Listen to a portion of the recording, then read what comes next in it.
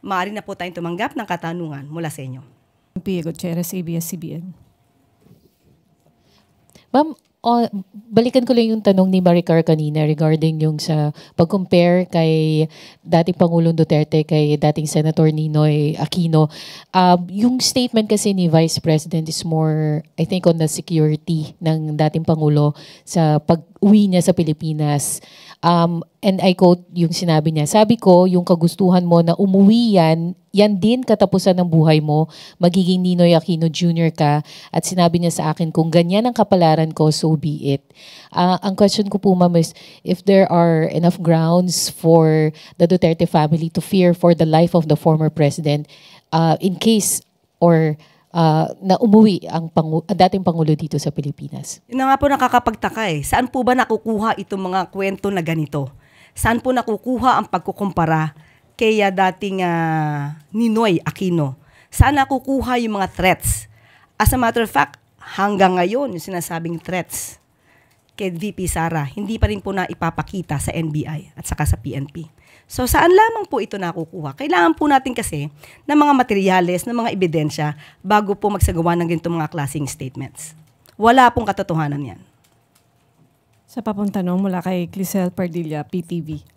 Kay Ian Cruz mula, GMA. Ma'am, good morning po. Ma'am, dun sa rally sa Dahig, nabanggit po, sinabi po ng mga crowd doon na mag-resign na si PBBM at sabi ni VP Sara, o kayong nagsabi niya na hindi ako, Marcos resign. Bakit ba kailangan ng resign? Dahil hindi mo pinapakita sa taong bayan na maayos kang mag-isip at kaya mo ang mamuno. Ano po ang tugon ng administrasyon?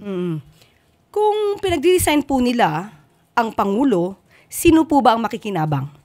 Kahit sabihin po ni VP Sara o kayo nagsabi niyan, siya pa rin po ang makikinabang. Sasabihin po ba na walang kakayanan mamuno? Paano po natin masasabi ito? Kung ang pinapailal po natin ay ang batas.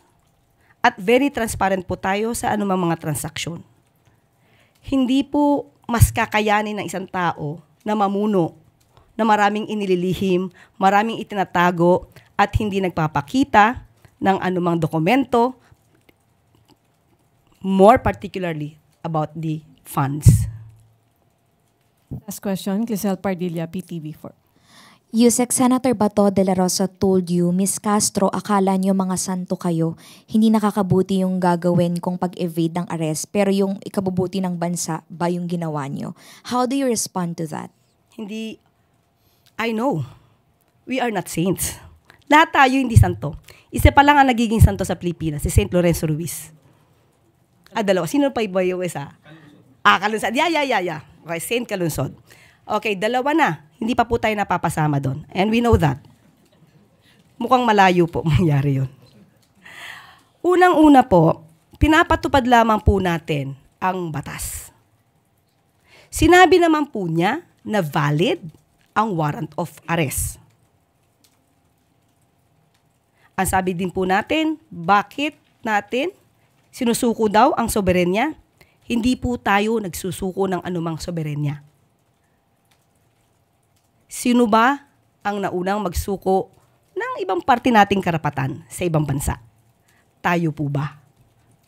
Muli, sasabihin natin, inamin na ni Senator Bato, valid ang warrant of arrest. Siya na ang nagsabi.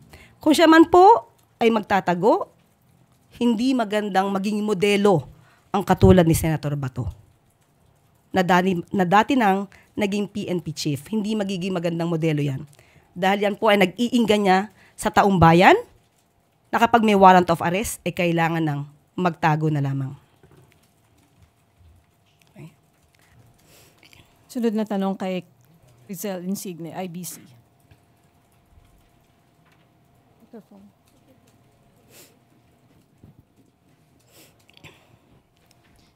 Yusek, what is your reaction about the growing list of dubious confidential fund recipients of VP Sara Duterte? House Deputy Majority Leader Paulo Ortega cited more names like Amoy Leo, Fernan Amoy, and Jody Asim. And they even call it Team Amoy Asim po. Yes, we believe that VP Sara has the obligation to tell something about this, to tell something about these discoveries. Marami na po ang naglilipa na patungkol sa mga peking resibo na di umanong na issue po ng opisina po ni VP Sara.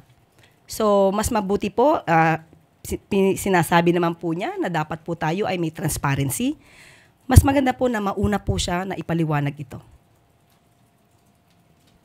Sunod na tanong, Marical Sargan, Brigada FM. Good morning po, Yusek. Sa pagtitipon din po sa the Netherlands, nabanggit po ni VP Sara sa kanyang speech, as I quote, sabi ko, yung kagustuhan mo na umuwi, yan din yung katapusan ng buhay mo, magiging Ninoy Aquino Jr. ka. Any reaction po from the palace? Inahahalintulad ba ni VP Sara ang kanyang ama kaya sa yumaong Ninoy Aquino? Parang hindi po natin nadinig noon na inahilintulad ni dating Pangulong Duterte ang sarili niya kay Ninoy, kung hindi kay Hitler.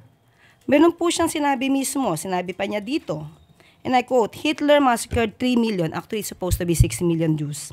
Now there is 3 million, what is it?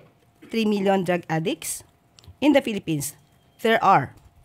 I'd be happy to slaughter them. At least if Germany had Hitler, the Philippines would have me. So napakalayo pong ipakumpara ang sarili o ikumpara ang dating Pangulong Duterte kay Ninoy Aquino na hindi nagkaroon ng anumang record ng mass murder or crimes against humanity. Mas ninais po ni dating Pangulong Duterte na ikumpara ang sarili niya kay Hitler. Next question, Ann Soberano, Bombo Radio. Yusek, good morning. Just want to ask, kasi may mga kumakalat po ngayon sa social media post at it says, Duterte gave the Marcoses dignity to come back while PBBM gave him a death sentence in a foreign land. Reaction po dito ng palasyo, ma'am? O kung may reaction din po si Pangulo dito? Ang nagpabalik po kay Pangulong Marcos ay ang taong bayan po. Hindi po iisang tao. Pinakita po ni dating Pangulong Marcos kung ano ang kakayanan niya. Kung inyo pong matatandaan, hindi po ba mismo ang dating Pangulong Duterte ang hindi naniniwala kay Pangulong Marcos? He even said that PBBM is a weak leader. Papaano niya masasabi na inangat niya ang dignidad ni Pangulong Marcos kung siya mismo dati ang nagbababa rito? On the other issue, ma'am, nakatakdang bumisita si US Defense Secretary Pete Hegseth dito sa Pilipinas. May scheduled meeting po ba siya with PBBM at possible po bang matalakay ang issue sa West Philippine Sea considering patuloy po yung pagiging agresibo ng China? At kung ang pakay kasi ni Secretary Hegseth ay para palakasin po ang regional security. Confirm po ang pagbisita po ni US Defense Secretary Hegseth. Pero po ang mga detalye po niyan ay ang magbibigay lamang po ay ang DFA at ang DND po. So wala silang meeting with President, ma'am? Ang detalye po ay sila po mismo ang magbibigay at ibibigay po namin sa inyo pagka po nagkaroon na po ng meeting. Thank you, ma'am. Let Narciso, DZRH. Good morning, Yusek. Morning. Sabi po ni Senator Robin Padilla sa kanyang Facebook Live, hinihigpitan na ng mga otoridad sa bansang The Netherlands ang mga supporter ni dating Pangulong Duterte. May mensahe po ba o apela ang Malacanang sa mga Pilipino doon? Unang-una po, hindi lang po sa mga kababayan natin sa ibang bansa, kundi dito na rin po, na manatili po tayo na kalmado. Hinahayaan lang po natin na umandar ang batas at ang hustisya. Kung meron man pong paghihigpit na nagaganap sa bansang Netherlands, ay hindi na po ito natin sakop. Ito po ay pinapatupad lamang po siguro ng bansang Netherlands ang kanilang batas doon. May tanong po ulit si Alvin Baltasar, Radyo Pilipinas.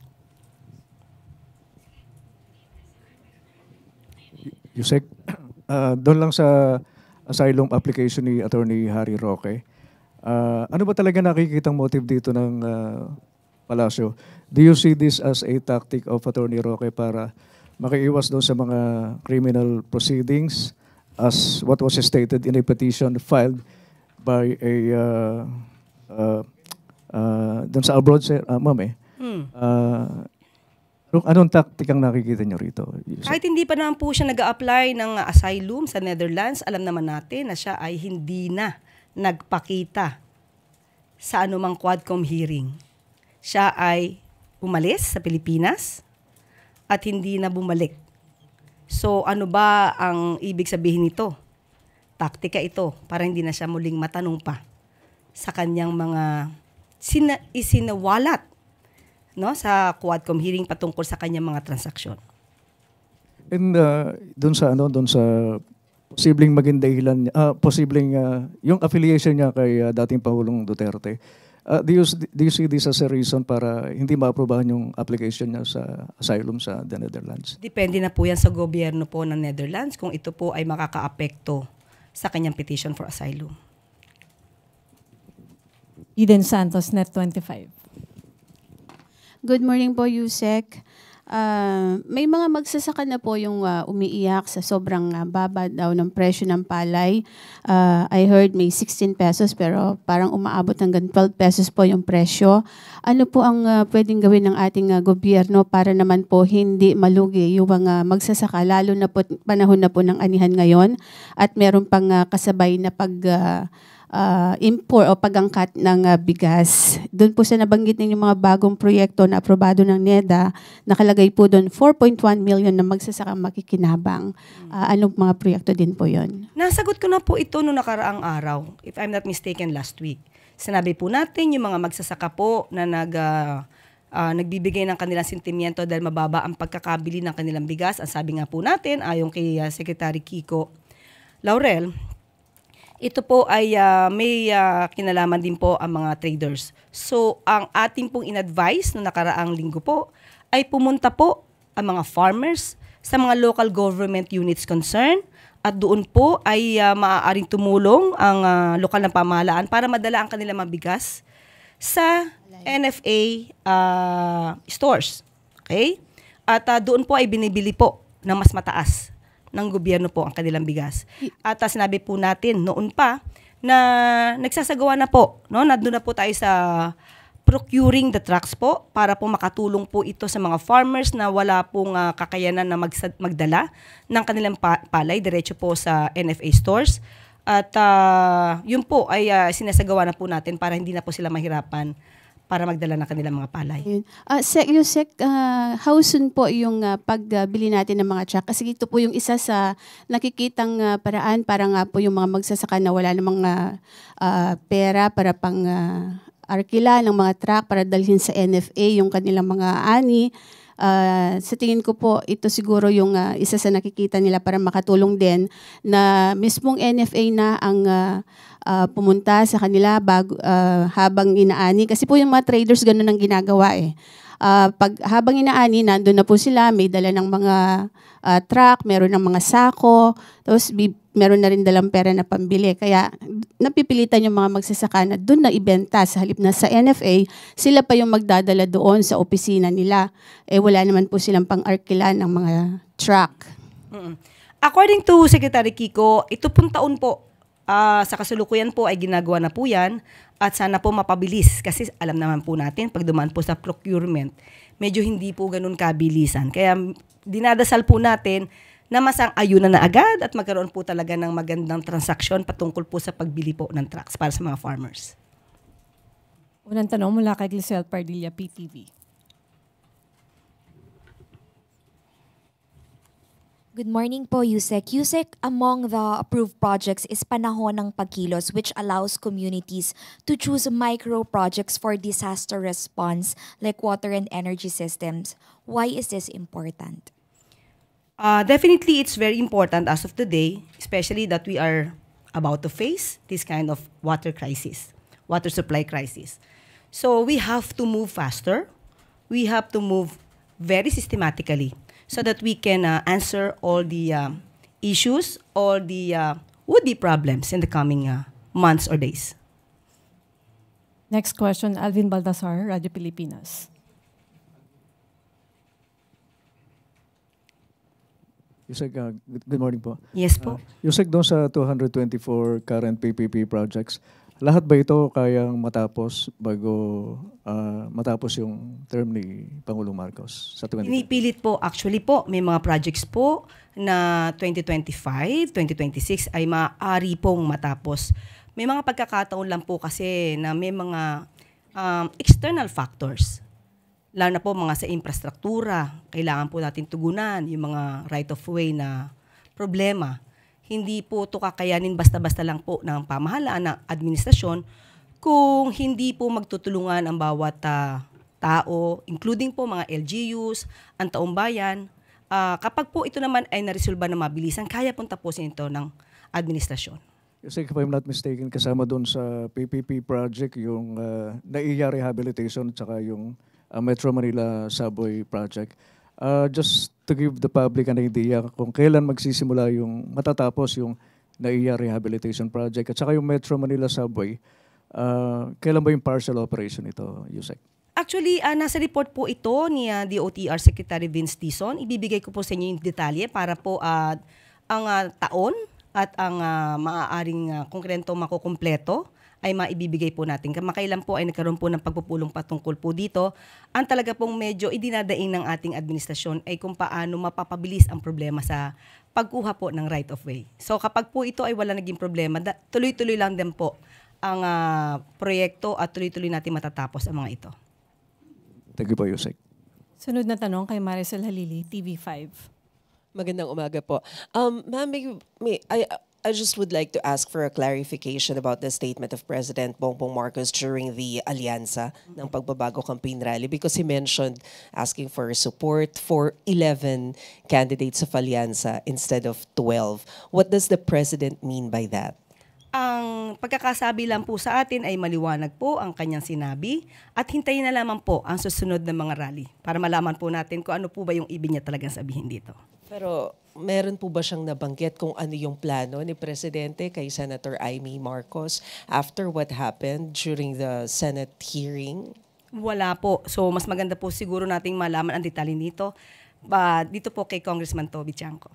But nagkaroon na po ba ng pagkakataon na magkausap sina Senator Amy and PBBM? Ayon din po kay Senator Amy ay hindi pa po siya nakikipag-usap kay Pangulo. So as of the moment, as of this time, as we speak, wala pa po tayong alam na nakapag-usap na po sila. Thank you, sir. Sunod po kay Sam Menidilla, Business Mirror.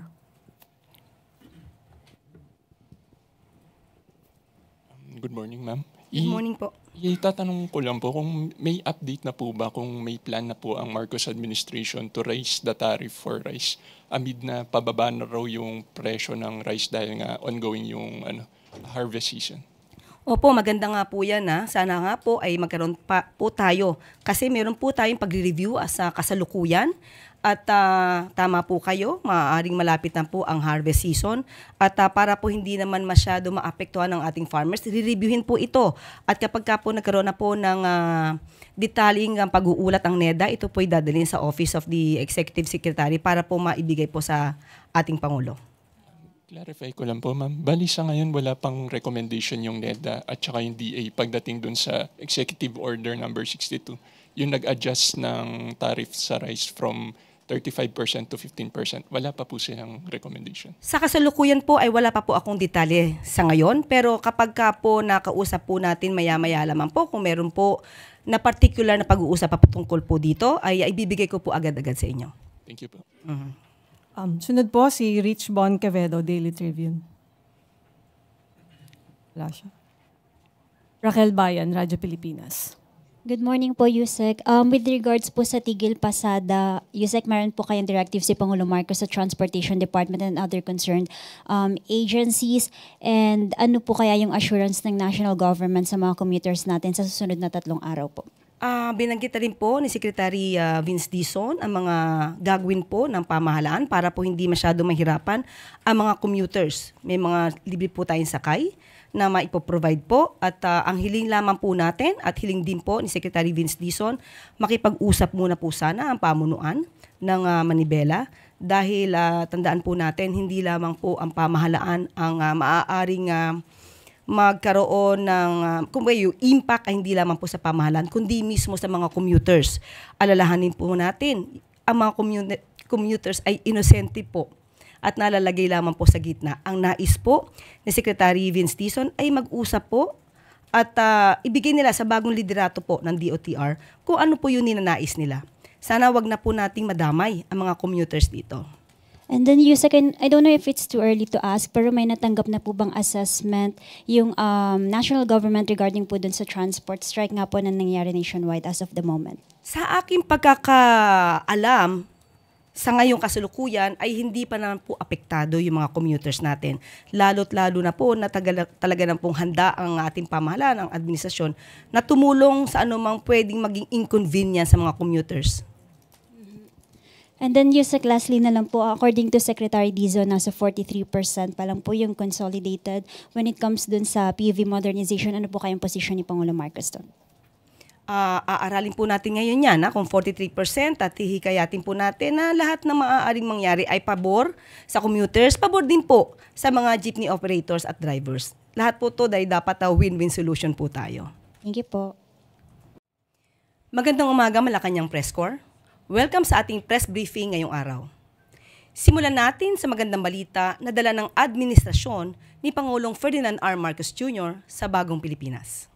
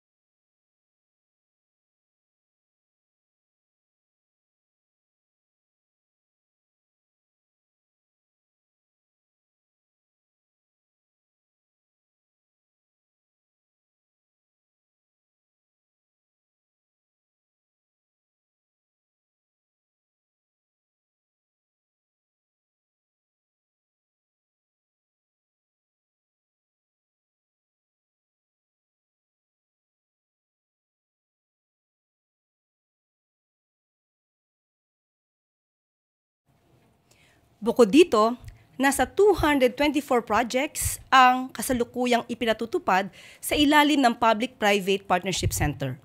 Kasama na ang ilang mga paliparan gaya ng Ninoy Aquino International Airport, Lagindingan International Airport, at ang Metrorail Transit Line 7. Habang 175 projects naman ang nasa pipeline ayon sa PPP Center. Good news din po para sa mga motorista na madalas bumiyahe sa norte.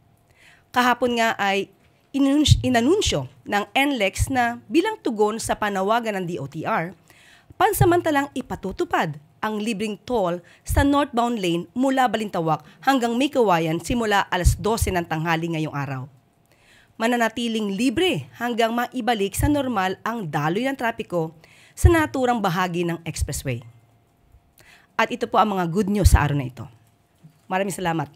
At dito na po nagtatapos ang ating briefing. Maraming salamat Malacanang Press Corps at magandang umaga. Bagong Pilipinas.